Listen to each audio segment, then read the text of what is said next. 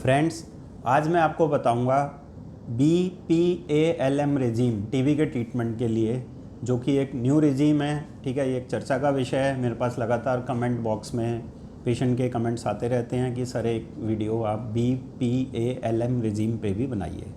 तो पहली बात, जो BP small a capital L और जो M रेजीम है, ये शॉर्ट ड्यूरेशन कोर्स होता है। ये सभी लोगों के लिए नहीं होता है। ये उन लोगों के लिए होता है जिनको MDR टीबी है और ज़्यादा लक्षण वाली टीबी नहीं है।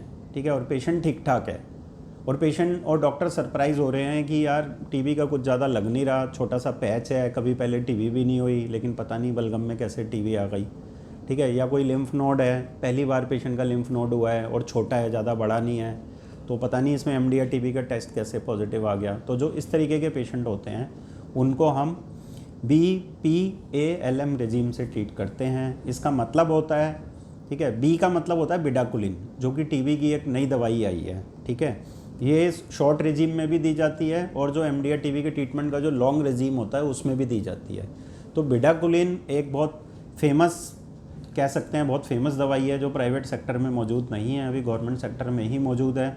इसलिए ज़्यादातर पेशेंट बिडाकुलिन की वजह से ही गवर्नमेंट सेक्टर में इलाज अपना MDR का करा पा रहे हैं। हालांकि ये दवाई सभी लोगों को, पेशेंटों को नहीं मिल पा रही है। ठीक है, ये इसकी T-हाफ बहुत लंबी होती है। ठीक है, ये बहुत लंबे समय तक शरीर में रहती है। अगर कोई पेशेंट आज बिडाकुलिन की दवाई ले रहा है तो लगभग 5.5 महीने की इसकी T-हाफ होती है, यानी कि 5.5 महीने में ये जो दवाई की डोज है शरीर में आधी होगी।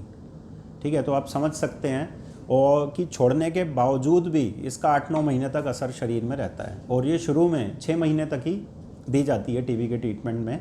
और जो शॉर्ट रेजीम होता है BPALM, उसमें भी 6 महीने तक ये दी जाती है। वो तो पूरा कोर्स ही 6 महीने का होता है, तो 6 महीने की है।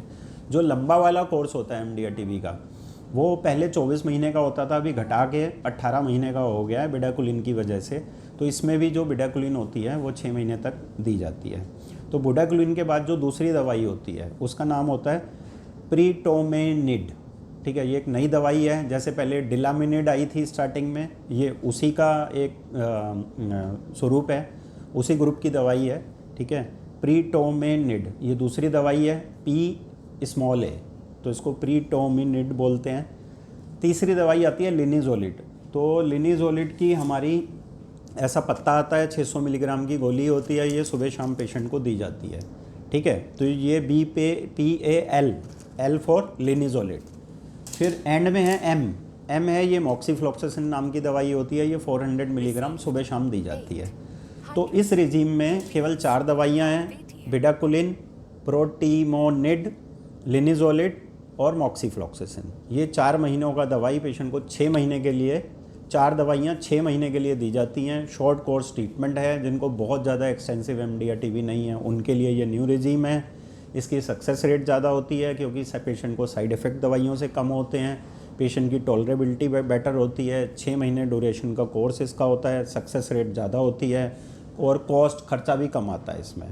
ठीक है, अगर किसी पेशेंट को मॉक्सीफ्लॉक्सासिन से रेजिस्टेंस है तो फिर उसको हम ये नहीं देते हैं, खाली 3 दवाइयाँ देते हैं, बिडाकुलिन, प्रीटोमेनिड और पेशेंट को लिनिजोलिड। ठीक है, इसको हम देते हैं BPAL रेजीम। इसमें M नहीं बोलते, ये खाली हो जाता है BPAL।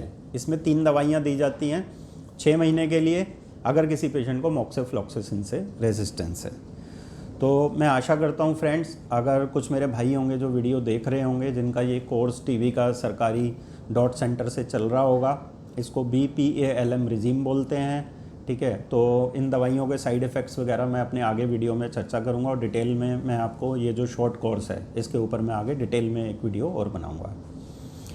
अगर आपको MDR टीबी है तो आप नीचे दिए गए नंबर पे व्हाट्सएप करके मेरे को खाली ऑनलाइन दिखाएंगे वीडियो कॉल पे। MDR टीबी के पेशेंट हम फिज़िकली नहीं देखते हैं, हम ऑनलाइन वीडियो कॉल पे देखते हैं, उनको सलाह देते हैं। और अगर कुछ दवाइयों से MDR टीबी की साइड इफ़ेक्ट्स हो रहे हैं तो भी आप मेरे से वीडियो कॉल पे डिस्कस कर सकते हैं, क्योंकि सरकारी वाले तो खाली टीबी की दवाई दे करके भेज देते हैं। बाकी चीज़ें जो पेशेंट को होती हैं, कभी घबराहट, चक्कर, उल्टी, भूख न लगना, पेट में दर्द, इन सब का भी डिटेल में कई बार देखने की ज़रूरत पड़ती है, दवाइयाँ इनकी भी ऐड करनी पड़ती हैं। तो अगर आपको ये दिक्कतें हैं तो नीचे दिए गए नंबर पे व्हाट्सएप कीजिए। थैंक यू, धन्यवाद।